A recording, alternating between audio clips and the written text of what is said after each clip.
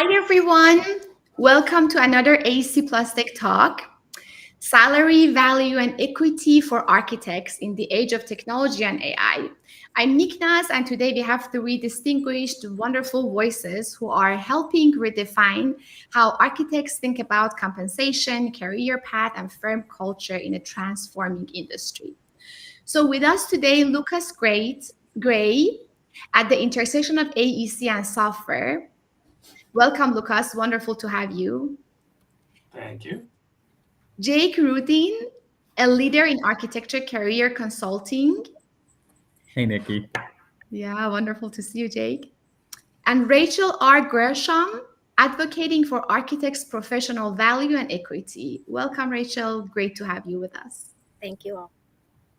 So we're going to discuss new data from AEC salary surveys, dissect what value really means today, and imagine what compensation might and should look like as AI and digital tools become central to design workflows. So these talks and events are recorded and saved on our AEC Plus Tech YouTube channel. So if you have any question during this event, please feel free to post them in the chat box on LinkedIn and YouTube, and we will see them here and we'll address them during the talk. So welcome again and welcome to our audience. I would love to start the conversation by asking all three of you about your background. Please tell us about yourself and your work and how you became interested in this salary conversation. So we can start from Lucas and then go to Rachel and then Jake. Perfect. Yeah, so my background is in architecture. I studied architecture and then practiced for about 20 years. I then transitioned from more traditional practice into doing business consulting with architecture firms across the country. And then about a year and a half ago, moved to where I'm at now, which is at BQE Software. For those who don't know, we make firm management software for architecture and engineering firms predominantly. And my role here is the director of content and community. So I do things like events like this, have conversations with people, both our customers as well as others in the industry. I'm also in charge of doing a lot of our content creation, particularly the bigger like anchor content pieces. So reports, data analysis, ebooks, like those types of things.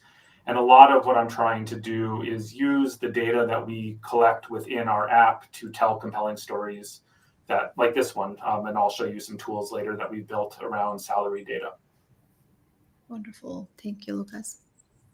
Awesome. Hi, everybody. My name is Rachel, and I am Senior Director of Professional Practice Programs at AIA National Component. I'm super excited to be here with the Out of Architecture community and BQE. I think it's such a cool synergy that all three of us are here on the call today. My background is also in architecture, and what I do here at AIA is I'm responsible for injecting business acumen into the profession of architecture. I am a licensed architect and practiced for a decade. I experienced three very different firms of different market sectors and sizes very early on in my career. It led me to Nashville, Tennessee. And at that third firm, I started to realize I had very similar frustrations with how architecture businesses were run. I loved design. I loved the practice of architecture, but the things that made me frustrated on a day-to-day basis mostly had to do with what I discovered is how we run our businesses. So shortly after I became licensed and right before the pandemic started, I decided to go get my master's of business at Belmont University in Nashville.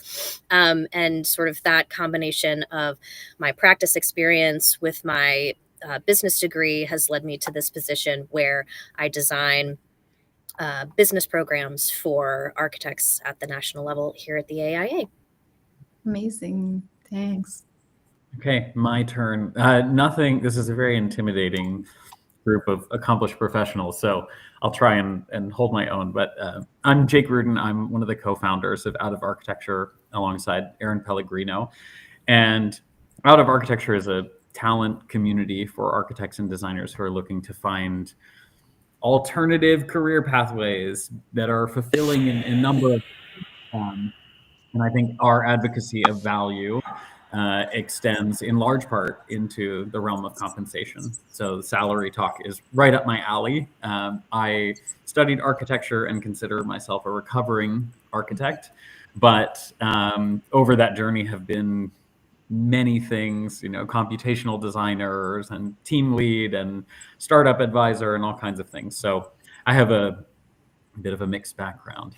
The out of architecture community is very much predicated on not only exposing people to various kinds of information. Salary is a huge one of those, and salary transparency, but also advocating in a sense to the practice and to industry for different ways of utilizing the talent and the skills that we garner as architects and professionals throughout our careers. So I'm really excited to hear what comes up in this discussion. I usually find myself to be like a bit of the instigator. So let's see We how love that, Jake. in this call. Yeah.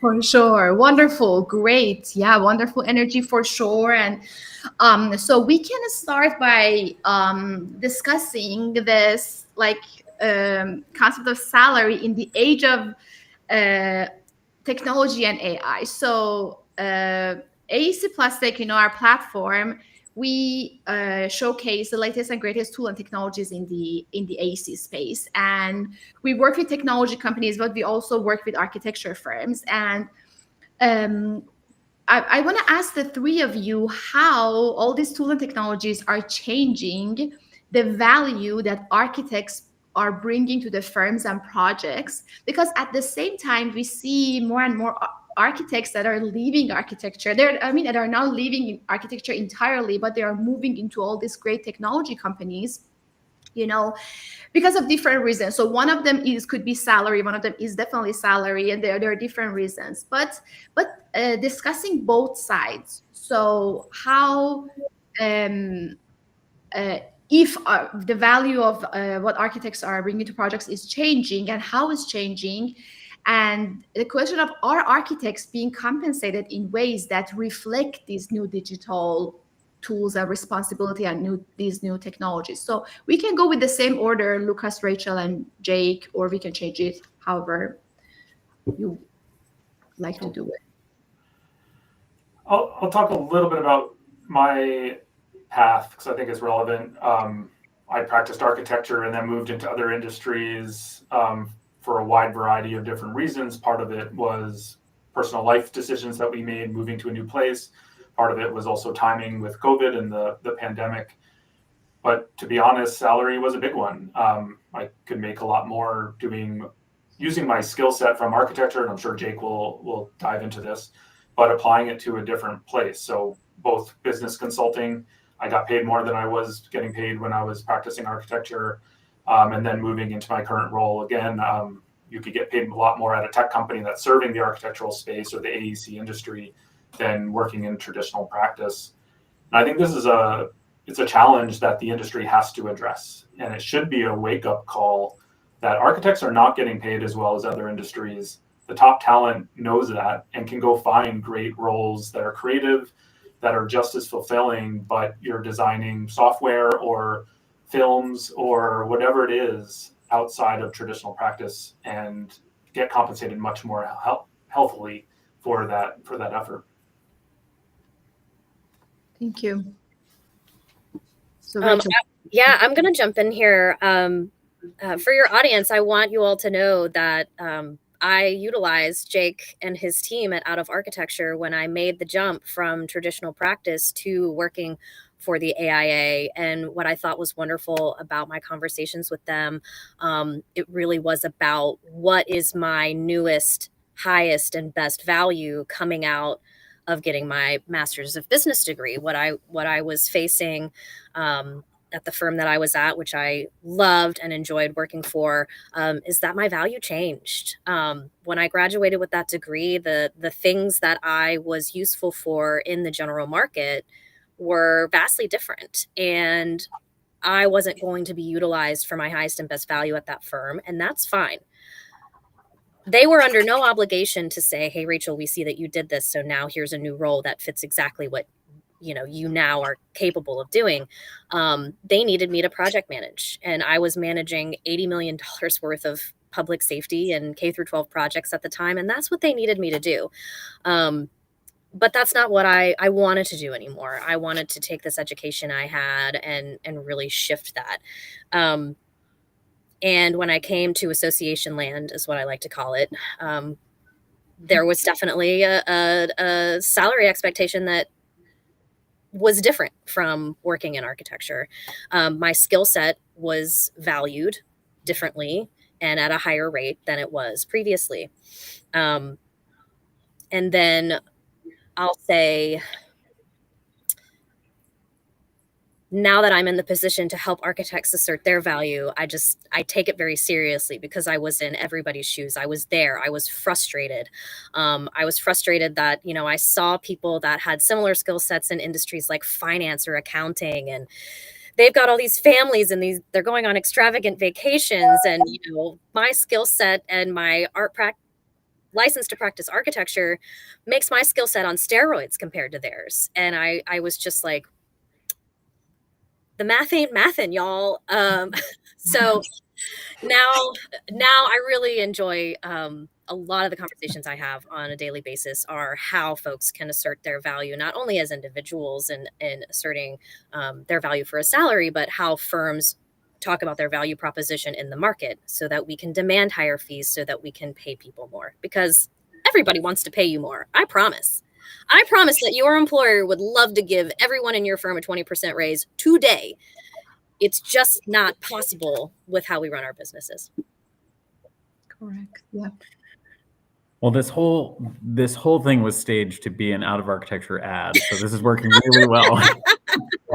And I appreciate that the conversation is trending that way. And I want to talk a little bit to what I see with candidates who are both staying in practice and also leaving. And I think the firms that are, well, let's talk about individuals first. So I think there's a fear that, jobs are going to be less valuable, or people are going to get less valuable compared to, or in parallel to what we're spending on technology. And that as we spend more on technology, we have less maybe need for individuals or roles or salaries. I don't see that to be the case.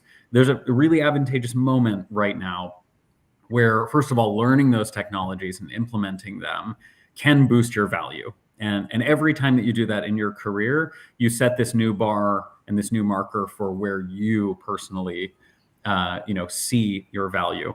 It's interesting because when people graduate school, they immediately go to look at like, what is the average salary? And in reality, you are not average as an individual. You are whatever you decide you are.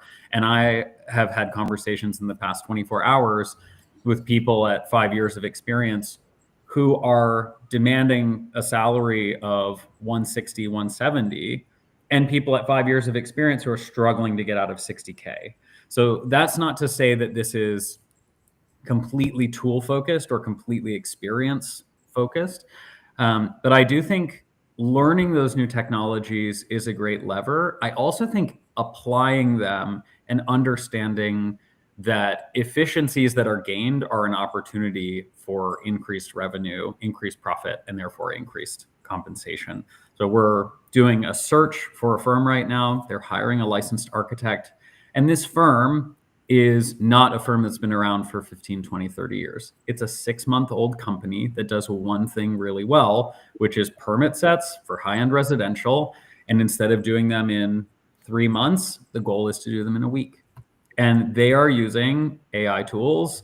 They are using fundamental LLMs that are focused on, various aspects of this process. And that business is generating enough revenue to go and hire talent at a very positive salary increase from where they would be in traditional practice. Those people are not AI software engineers. They're practicing architects, licensed architects, and structural engineers. If you know any structural people, send them to me. I'm desperate. But that being said, it's, this moment is really interesting because on one hand, we as architects, I personally grew up in this ethos that my value was in my.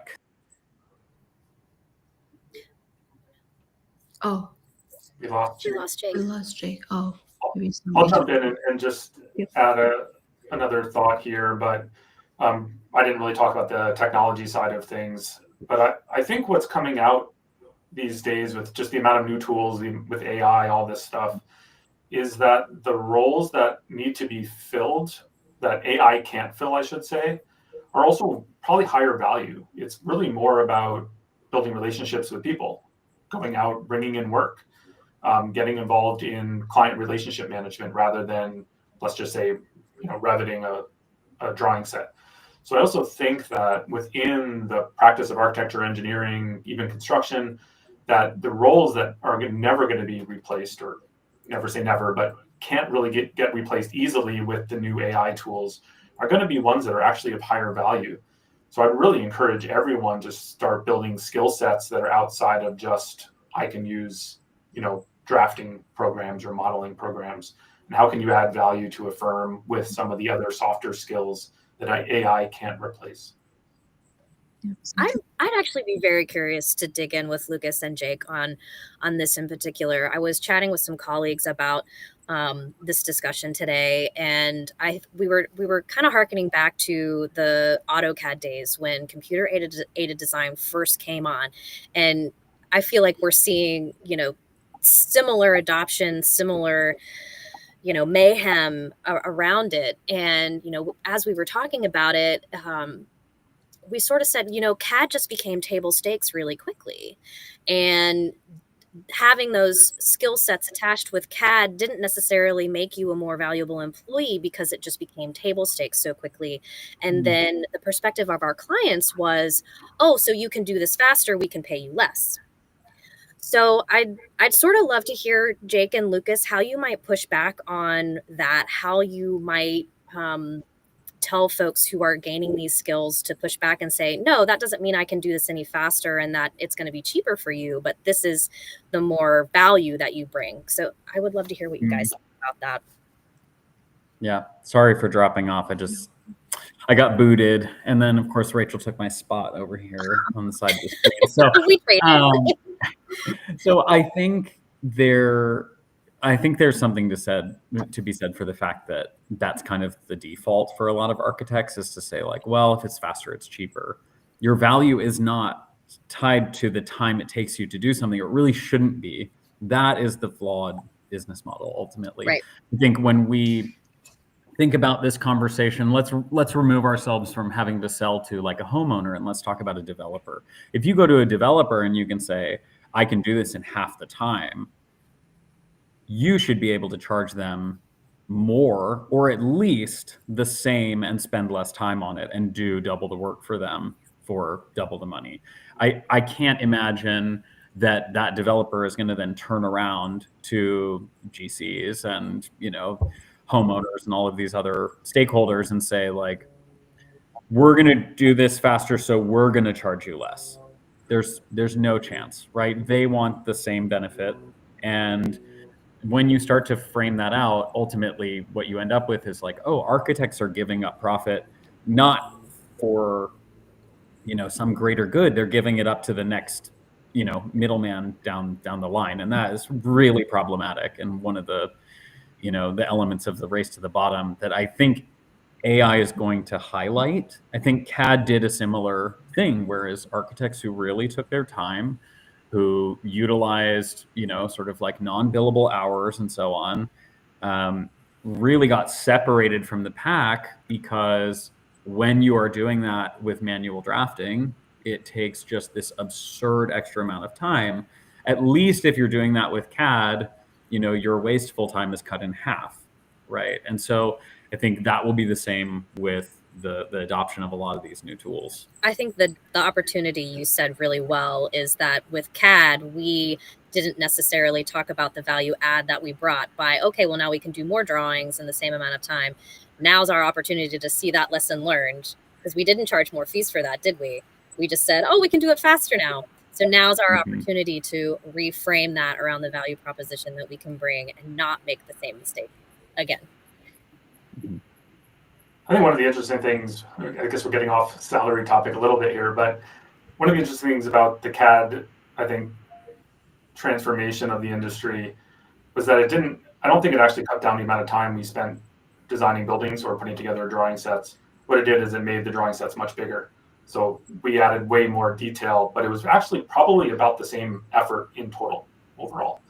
I think AI might be a very, very different transformation where it literally takes away a lot of the amount of work, not necessarily adding more details.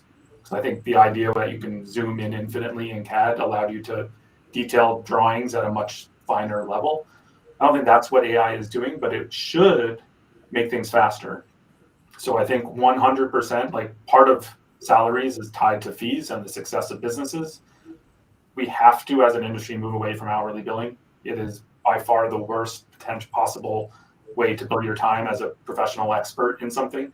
The better you get, the smarter you get, the faster you can deliver results, you get paid less, is insane. We have to move away from that as an industry to start with. And then, like I was talking about earlier, I think we have to start shifting our knowledge base to be able to provide more services and value that are outside of what AI can do faster, cheaper, easier, which I think is going to be much more about interpreting people's ideas, having conversations, building those relationships, making sure that they are feeling heard, they trust the process, all of those things that you can't just automate. And I think the combination of those two things, moving away from hourly fees to a value-based pricing model with humans filling in more valuable roles, we all as an industry should be elevating our compensation levels.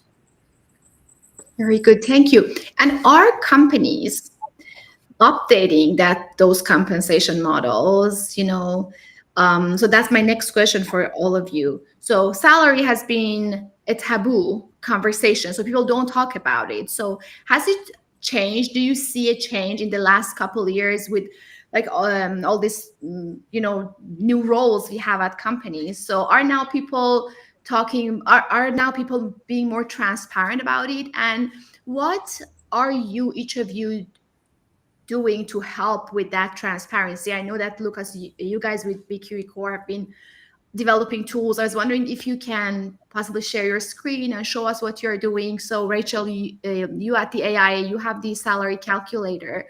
So tell us how you are each, helping that conversation being more and more transparent. And then the second part of the question is if companies are also updating their models, like their compensation models.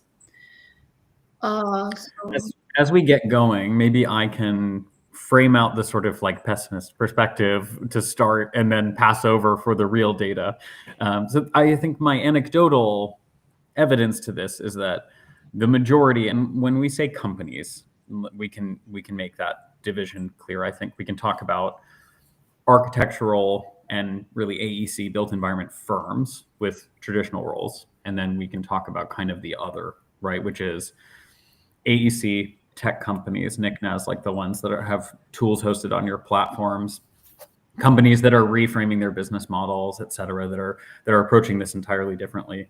And I'm going to speak mostly about my experience and exposure to firms that have, an active suite of employees who are somewhat adopting these tools, but really, with the intention of doing the same work. And my answer is I do not see compensation models getting updated or adjusted really at all. I would say certainly not based on the sort of new kinds of tools, but often my recommendation when I speak to, firm leadership is architects have been on a single, really a bifurcated pathway for decades and decades. And that is you grow up to be a project architect, you grow up to be a project manager. Ultimately, you kind of converge at the top in a principal partner.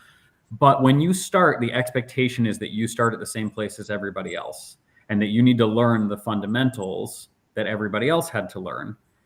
And the flaw in that model is you have specialists who are great at, look at Lucas's titles, Director of Content and Community, right? Someone who is focused on marketing, communications, business development, who is, maybe a great architect. I haven't seen any of Lucas's buildings, although he was here in Portland, so maybe I've been in some. But what I know about him is that his specialty really and his value are much greater when we look at like his area of expertise. And I would say the same thing about Rachel, right? Someone who is focused on developing business learning programs, education processes, who is taking that acumen and experience and applying it to something else. Architecture firms have not segmented their roles like that. And if they were to do so, I think we would get away from, not to comment on the tools that you haven't seen yet, but I think we get away from these models of like architect level 1 salary, architect level 2 salary, et cetera. And I'm well aware that the compensation metrics are more nuanced than that, but I think that's how firms feel, rather than this person is a sort of PM specialist with this kind of technological skill set, or that even in-house, a lot of architects end up being pigeonholed as like visualization specialists or sustainability specialists without a title change, without a pay bump, without recognition of those skills. And those are the people that come to me to say, I love what I do. I'm not getting recognized for it. Show me other places I can do that. So with that, prove me right or wrong, and maybe I'll throw it back to Lucas to show some of his some of the tools that you've been building from BQE. Yeah. First, quick response. I don't think you're wrong at all. One of the things that when I was consulting, and even now I talk about a lot, is almost every architecture firm wants to fill every single role with an architect, kind of treating them all the same. So the best marketer is an architect, the best business development person is an architect, the best technical person is an architect. And I don't think that's true. And I think more firms, or like more advanced companies, let's say, like the tech world, has specialists in each area. Who is the best financial person for this role, not who's the best financial person with an architectural background. I think this impacts a lot of architectural business. We don't have business fundamentals necessarily in-house. If we're always hiring architects, we should be hiring the best person from any field to come in and bring in new knowledge, ideally raising up the floor, so to say. Again, that should lift our business practices. That should translate into higher fees, more profitability, and then, of course, higher salaries as well. I'll share my screen here a bit to show some of the things that I've been working on. And I would kind of caveat this with a couple things. One, and I will talk, Rachel will probably talk about this a bit, but I would love to see some more standardization across the industry. So what you're seeing here is interactive salary map that I've put together. It's data sets from a large survey of salaries, as well as anonymized data from within BQE Core itself. So we have about 3,000 architecture and engineering firms using our software. Of that, we had about, I think it was like 30 or 35,000 people from using our software that we're pulling data from, as well as some survey results. So this is an interactive map. You can move around, find different cities around the country to understand, what the median income is from different job titles, et cetera. It's also filterable. So this has A and E information. So you could just see architecture, just see engineering. You can also see on the right here kind of what the bell curve is for those salaries. So you can see for architecture, there's 25,000 data points here. Like 90% of the salaries are between 50,000 and 150. Yes, there's some outliers on either end, probably interns in cheaper states or cheaper cities. There's a few that are making more than that kind of ceiling. But really, the vast majority of people are kind of falling between 50 and 150. I find that personally to be kind of sad. Like, you don't really have a high ceiling in the industry, and that's not a huge spread. If you were working for a tech company, you might start out at, I'm going to make up numbers here, but maybe it's 80K, maybe it's 100K, depending on the role and where you are. But you can make millions, not cap out at 2 or 3 times your starting salary. Anyway, I would highly recommend checking out this map. You can find it on our website, or we'll share a link here as well. I then took data from this interactive map and created a couple of salary reports. You can download them by the button up here. There's one for architecture and engineering. So this is just kind of pulling some of the stories from that data set to kind of talk through some different aspects of what the data numbers are saying. So kind of looking by job title, looking at ranges, so the distribution of salaries by job title, by location, firm size, things like that. So take a look at both the report as well as the interactive tool. If you're out there looking for a job and you're looking for salary data, this is a great place to start. I think it kind of goes hand in hand with some of the tools that Rachel will talk about as well, that are more about like calculators and stuff. I also think tools like this are really helpful for firm owners who are looking to make sure that they're paying competitive salaries. So if your median area income is whatever, 80,000, if you want the best talent, you know that you can kind of set your salary ranges above that and try to attract people either from other firms or from other industries that might be looking for a new opportunity.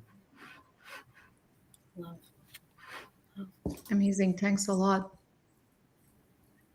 This is excellent, Lucas. Thanks. Yeah, I just put the link in the chat for our audience. I can jump in and talk about some other resources that we have from AIA. And I think, Nick Naz, you've done such a good job of collecting folks for this panel, because something that comes up in my line of work and members that I talk to regularly is this idea of data literacy. And I think it's so important that you use whatever resources you can get your hands on and use more than one, use more than two, use more than three resources to start discovering what kind of salary that you can get out there in the market, right? So what AIA has is this big old fat compensation and benefits report. And let me tell you, this is targeted at firm owners. So this is something that if you are a firm, this is available to you, and it's to help you set salaries that are fair in your area. Interesting difference probably between Lucas's data, BQE and AIA's data.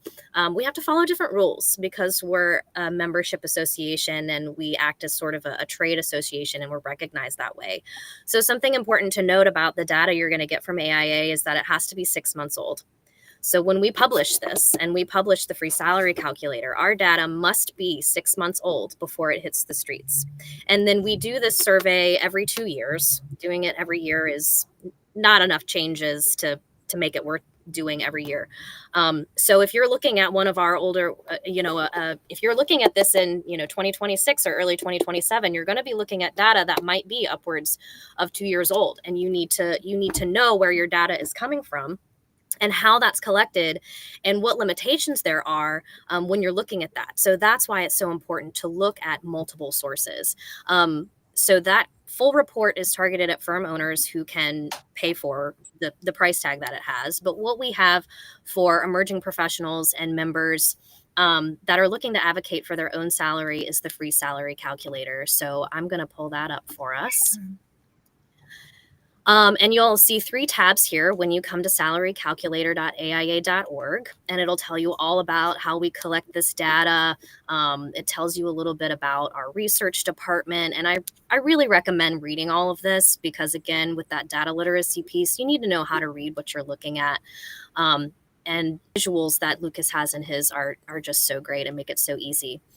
Something interesting that Jake brought up and Lucas talked on is the standardization of titles. And we heard sort of 2 different sides of that coin, right? Where if you come to the salary calculator and you come to this drop down to get started, you're going to see something like architect level 1, level 2.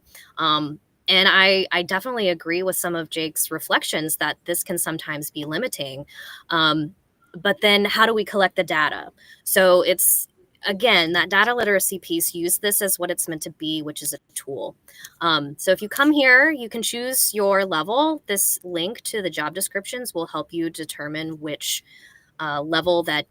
which job description you need to drop in the drop-down menu. And then you can hover over the map and it separates it out by region.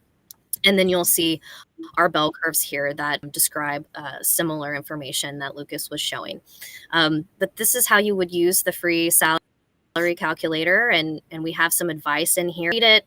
If you're at the beginning of your career, you are probably going to fall in this 25th percentile or 2 standard deviations from the mean down here. If you have more experience, you might see yourself on the upper end of this. But just taking into account all the different caveats, I think, is so important when you're looking at data like this. If anybody has any questions when they're using the salary calculator, you can feel free to reach out directly to me, and I can answer your question, or I will get with our research guru, Jennifer, and she can answer your questions too. So if you do want to see the full report and you're an AIA member, you can ask your local component and they should let you see the whole thing. They might not let you walk away with it, but you can go there, and if your phone flips out and the camera is on, you know. Oh, wonderful. Thank you. Thanks so much for sharing all these great resources. So we have a question here. Raphael is asking is there a parameter to adjust for a year of experience and licensed versus non-licensed architects? Rachel, I think that was related to the map. Short answer is no. So we don't have that level of detail on each individual data point within our app. Like, we're not asking whether a user of our application is licensed or not, or how many years of experience they are. And this is why I actually would love to promote the fact that the AIA does publish job titles and have a definition for each one of those. I know architecture firms particularly, but all AE firms don't love titles. They're like, we want it to be a horizontal organization. I'm like, that's great, but that doesn't help with people's career advancement or comparing data across companies or across regions. So if you want to know how much you should get paid in Chicago against your peers, you have to find out what job title you are and what is the best one to compare yourself to. So I would highly encourage that all firms follow the AIA standard job titles.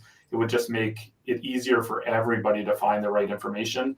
So you can make the best offers, you can find the right roles, you can get paid what you deserve. And I think to Jake's point, yes, there should be space for new titles and new roles at firms. So there should be technology leads, and maybe there's digital visualization roles. That doesn't mean we're limiting ourselves to the AIA roles, but there should be some standardization across firms. You can actually find the right information and get the best role you can. I think that you can use some of those titles and that standardization to push back, though. I think you can flip it on its head. So if you see that description, because Raphael, if you go into the job descriptions, it sort of tells you how many years of experience are expected at that level and whether you're licensed or non-licensed. That information is in there.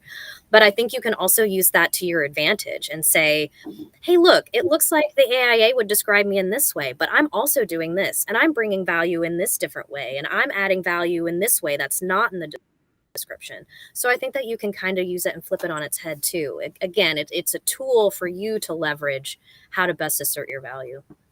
100%. One thing that I would say towards the AIA resources is I understand that the report, for example, is intended for firm owners. I think it's often misused by firm owners and leadership as a way to suppress salaries. And I think that is where a lot of the discomfort comes from it. And I know that is not the AIA's intention by any means, right? In fact, if I put myself in the seat of the AIA as a member organization, we have all this information, we can monetize it as a resource, firms find it valuable, there's an exchange. It is in some sense a product, and it is also, the same data that then gets into the salary calculator that can be used for free by individuals. So there's a little bit of, just pure business there. But I do get the sense that it is often a kind of, criteria rich and restrictive document that ends up being put forth as you don't meet this, so you can't make that. And that's not my problem. And when I work with candidates, one of the things that I find people really struggle with is trying to explain that value against such a clear and defined document. I think that can be a challenge, especially a young professional. But, I've worked with people 20, 30 years into their career who have, imposter syndrome and challenges understanding their value in other contexts. And the only other piece that I would like to add on is, these numbers and the wealth of data is extremely valuable, but nothing beats a conversation with a peer. And I'll be totally honest about that. That's one of the reasons why we built the Out of Architecture community. And a small plug that we are actually launching a kind of a brand new like virtual community space with a forum and mentorship and all of those things here at the start of the year. And a part of that is huge lists of all the various permutations of titles, right? Not just those within architecture, but those outside, so that you can look and compare what, you know, a project manager or product manager might be making in some of these other contexts. And that you can go to others in the community and ask them, hey, you know, you're also in DC with like 11-ish years of experience. Like, what are you making? Like, am I way off base here? And I think that in those discussions, you'll find that a lot of the climate around salaries is really microclimates. You know, if you're going to work at a place that has someone who's been there for 15 years, who's making 100K, they're not gonna put you as a second year at that mile marker, and we call that internal equity. Like, no one is going to disrupt their entire business ecosystem to provide you with the value that you demand, unless there's a really clear argument for it, not just between the two of you, but across the board. And I think this is where people end up, you know, struggling and feeling super restricted. That's one of the reasons why changing jobs is so important. Rachel's example at the beginning was exceptional, that, you know, she respected the firm. She understood the value that they wanted to get out of the role that she was in. She built a skill set that wasn't necessarily going to be utilized in the same way. And so they parted ways, and she was able to go and find a better paying position in some place that was more specific to her skill set. And ultimately, that firm might have gone around and filled that role with someone who was willing to do it for less. You never know, right? So I think it's a little bit of that balance, and be willing to accept that you can't necessarily force a fit in every spot, and you can't understand the context without like removing that taboo wall around salary, which is so hard to do. Yeah. I'd like to add one other aspect of the weakness of the tool I built, and same for the AIA, is that we are looking at data being pulled from architecture salaries now. And that does not take the whole economy into consideration. So we're not competing just against architects. You can get a job for X amount of dollars in X role at an architecture firm. But like one of the LinkedIn comments here, there's 100 other jobs you can go get. So architecture firms are competing against tech. They're competing against the film industry. They're competing against other design industries, graphic design. They're competing. You can become an in-house designer at a huge company like WeWork. Well, used to be WeWork. I don't know, you can probably get a lot of jobs there right now, but there are other places to practice architecture outside of an architectural firm. Same thing for engineering or other industries as well. So the data that I have in this map is architecture and our engineering salary data, but that's not relevant to other careers. And we have to really think about the fact that as an industry, we're competing for talent, and we need to raise salaries across the board to get the best people going forward. Yeah, definitely. And it's interesting that it's not just people like leaving architecture going to other industries, it's also people from other industries who are coming to architecture. You know, I talked to some founders, for example, AEC technology founders who are come from like healthcare industry, and they see the potential, you know, and so AEC is historically the second least digitized industry right now. So from other industries, they see so much potential and they come into this industry. And of course, you know, the salaries that they're gonna propose to their employees are very different. So their mindset is all different. So it's like it's both ways, the transition. So we are getting a lot of comments and questions here.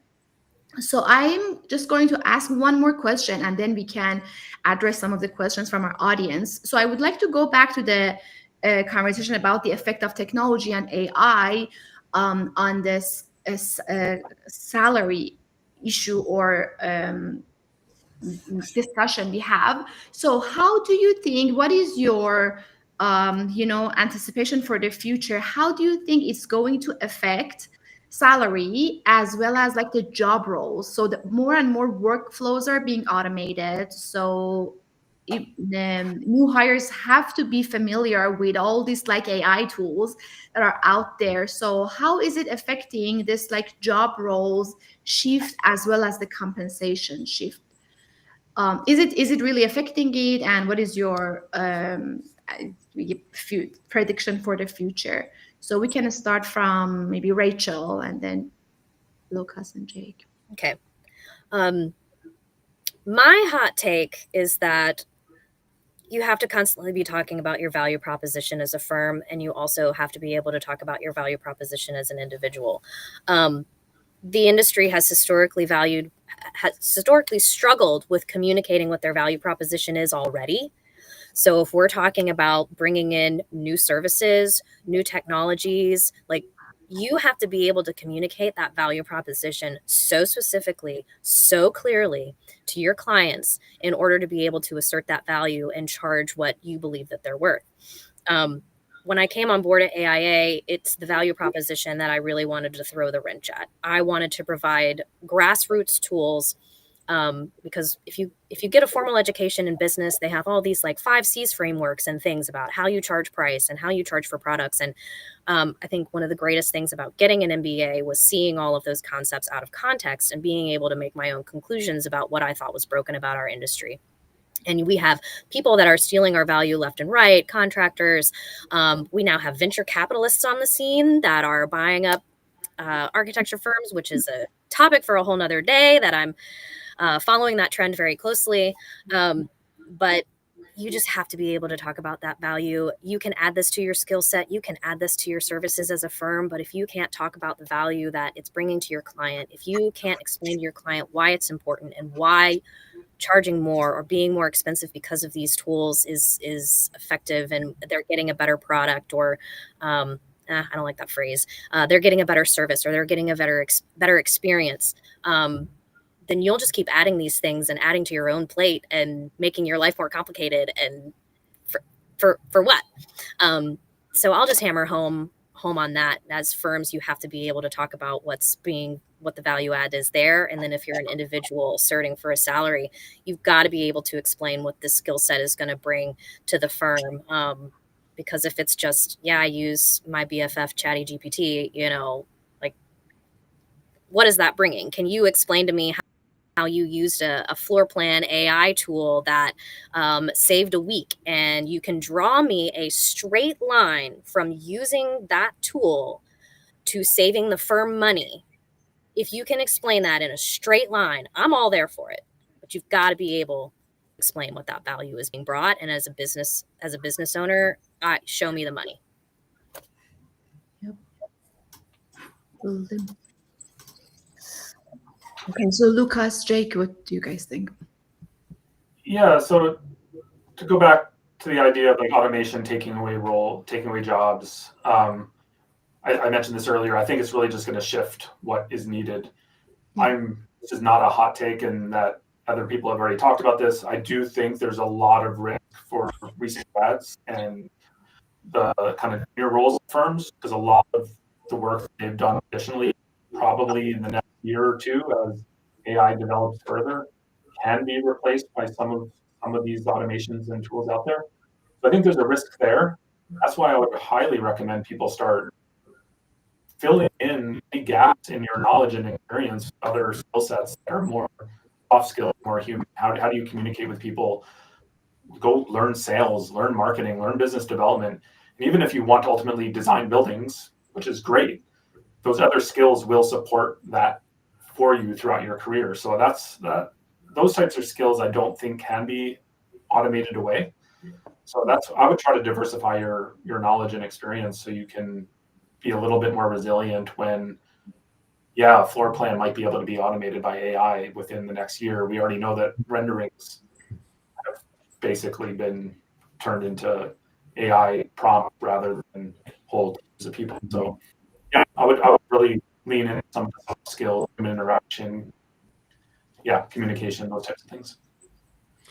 So I'll approach the question kind of in response to a couple of the notes in the chat as well, which are, a lot of them are focused on like, what are the best AI tools for us to learn, and what are some other niche markets and things. So let's start with AI tools. I would segment between those that have less than 5 years experience and those that have more. And I would say if you're fresh in your career, go to Nikki's website, AEC plus Tech, go look through all of the tool sets. Every tool is an AI tool, and I can rattle off several that I think are, worth exploring. You have products like, TestFit, which is able to do, programmatization and parking spaces and all of these different things really rapidly. You have like Revit BIM competitors like Arcol. You've got, everyone is approaching the marketplace with AI solutions. But I think that gets me to the above 5 years, which is, I think at that point, what a lot of these softwares are trying to do is to bottle up existing knowledge. And the thing that I've found the most successful for me in approaching AI is to take my unique knowledge and skills and to make it more accessible to me through an AI. And that's just an LLM, right? That's your Claude, your ChatGPT, creating a custom project, using that repeatedly so that you have a thought partner who resembles not only your thought patterns, but can take some of that knowledge and help you analyze it. And by way of example, one of the things that we're doing through Out of Architecture is taking a lot of the roles that we've suggested to people over the years, a lot of the companies, a lot of the industries, a lot of the titles, a lot of the salaries, bundling that into an LLM that understands our recommendations, that understands and acts like us. And it is not taking my job. That is not a product that will be on the market, right? Some people are trying to develop those kinds of tools, but it gives me that boosted efficiency, that boosted accuracy. It improves my time and my goals. And I think if I was a specialist, let's say I was a code specialist, I would absolutely be taking all of my resources that I've collected over the years as a professional that I used to do my job, and I would be cataloging those in something that I could query much faster and that could take that embodied knowledge and to sort of like be a little supercharger in my pocket. That I think is where people are going to struggle. To Lucas's point, yeah, maybe you can't, I don't know, maybe an AI can't do business development and that it doesn't have the people sense, but an AI sure as hell knows what your Rolodex looks like, and I use that for recruiting all the time, right? Is I have all this massive community of people. It is very hard to pull those names off the top of your head, but it is not if you have that data structured and cataloged in a really meaningful way. So all that to say, I think that would be the way that I would go if I was a practicing architect who is like, I don't desperately want to go learn a different Revit. What I need to do is to be able to get to these solutions a lot quicker. There's tools that mimic that. I want to build on that, Jake, because you're talking about like, okay, what's going to make you the most valuable? And I brought up some stats from our latest firm survey report, which is different from what I talked about before. And I find this really compelling in relation to what you were saying. 51% of small firms are using BIM. That is firms of 10 people or less. Only 51% of them are using BIM. And it's been flat for a long time. When we did the firm survey report back in 2021, only 37% of small firms were using BIM. So what I see that as is an opportunity for the folks that we're talking to. If you increase your skill set in these items, guess who's really going to want to hire you on is someone who has that in their pocket.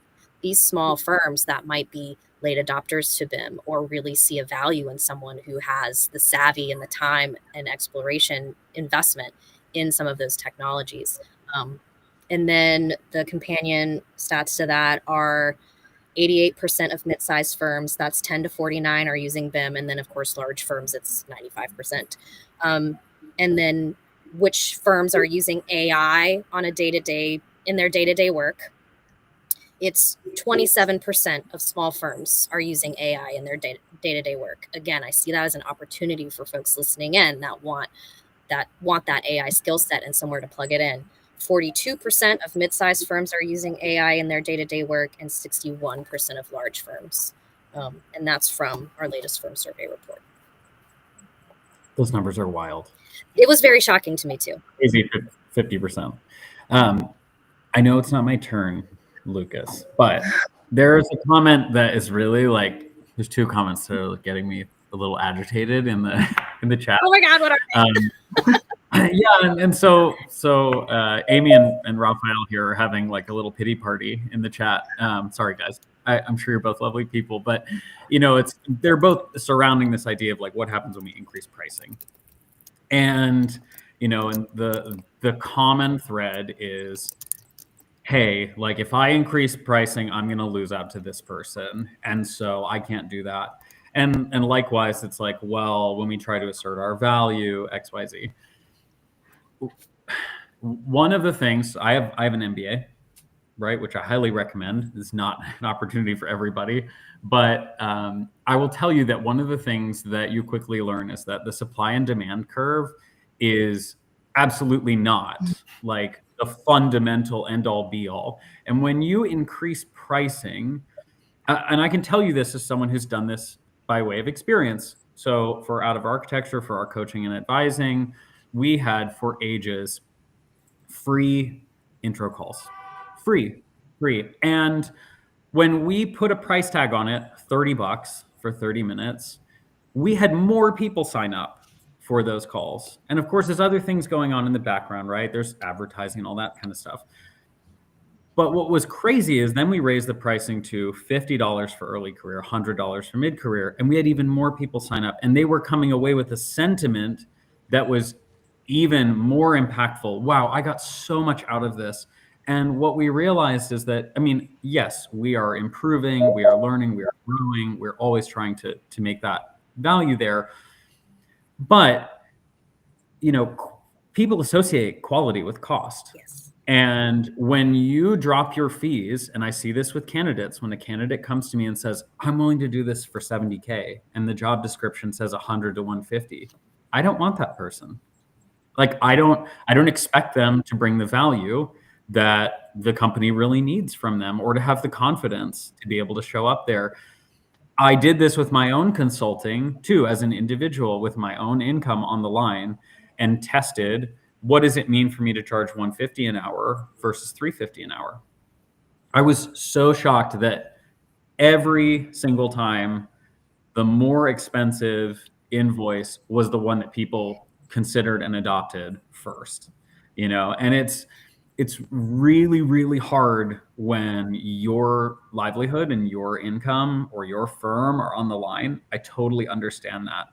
But first of all, if you are that worried about asking for reasonable value for the work that you're doing, you shouldn't be in business. You shouldn't. Like, you're running on such a threadbare margin. Like, you're already putting yourself and your team at risk in a way that is unethical, in my opinion.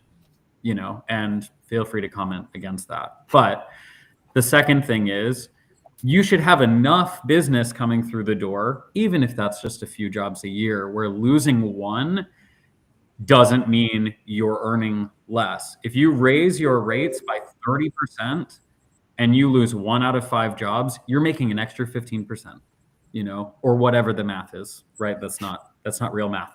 But the point is, these kinds of conversations that are happening in the chat, where people are saying, well, we can't raise our rates, like we're just going to get pushed out of the market. Like, hone your communications, go find a great architecture marketing person, of which there are many, you for a few grand to hone your value proposition, find that kind of work and charge a little bit more for it. Yep. And I will offer, Jake, to build on that. It is my job at the AIA to provide resources to the folks that are having trouble in this area. So one of the things I came on board to do is talk about that value proposition, like I said. And the first program out of the gate that I designed is called AIA Business Academy. We're still in the first cohort. Registration for cohort number 2 just opened up. And it is that resource which you just mentioned, Jake. It's that class. It's that strategic management level. Let's talk about the market. Let's talk about what environmental factors are affecting your business. Let's talk about the storytelling around your value proposition. Let's talk about why you need to have a great story when it comes to talking about that value. We have 2 incredible MBA professors from the University of Richmond that teach it. And the testimonials so far are excellent. And I would love, it is an investment, but I promise you that if you come to it, it will pay off in one contract. It'll pay off in one contract. So you guys can message me separately about that. But I'm so passionate about what you just talked about, and I agree with everything you said. And the Business Academy is there for folks that are trying to break the race to the bottom. So wonderful. Thank you all so very much. We went over time. It was such an inspiring, insightful, exciting conversation. So I would encourage our audience to get in touch with our 3 wonderful speakers. Please message them directly and ask all your other questions. So it was a great conversation. Thanks to our audience for being with us. Thanks to all of you for giving us your time. Lucas, Jake, and Rachel, it was wonderful chatting with you. Also, this talk will be recorded on our AEC Tech YouTube channel. So it'll be there in like an hour. So please feel free to share it with your network. Have a great rest of your day, and don't forget to tune in next week. We're going to have a conversation about managing our data in the cloud. So all our conversations are usually about technologies in the AEC, and this was a great, unique talk about salary, a very, very important topic. Have a wonderful rest of your day. Thank you all. Thanks, Nikki. Yeah, thank you very much.